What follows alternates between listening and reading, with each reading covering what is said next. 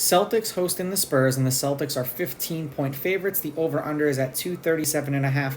The Spurs are plus 700 on the money line, and the Celtics are minus 1100. Now, these are the overnight odds. They're going to change the closer we get to tip-off tomorrow.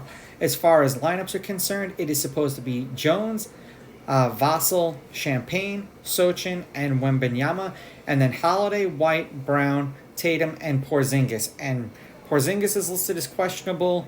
Brown is listed off of injury.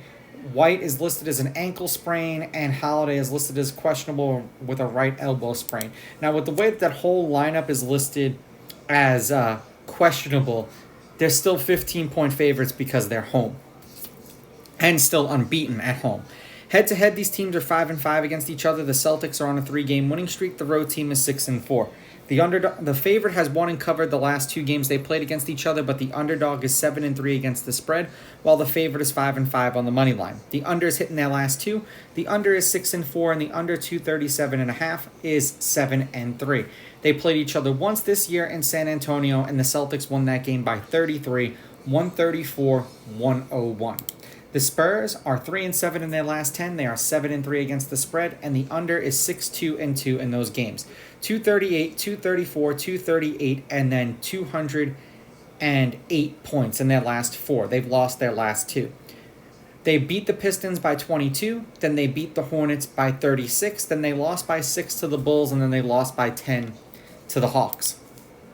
For the Celtics, they're 7-3 in their last 10, 5-5 against the spread, and the over-under is 5-5.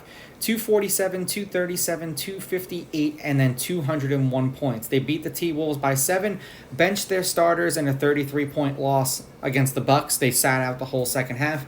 Then beat the Rockets by 32 points, and then beat the Raptors by 9. Now, I have 2 problems with this game. 1, the injury report, and 2, if the Celtics do get up large enough, they can just rest their starters, and then the spread comes into play of whether or not they actually cover. But it depends on how big they get up before that happens. I'm going to take the Celtics with the money line. I'll take the Celtics laying the points, and I'm going to go under. This is probably going to be one of those games that you have to check in at halftime to see what the spread is, because you may be able to catch it from both sides. These are just my picks. If you disagree, please go with your gut, and please bet responsibly.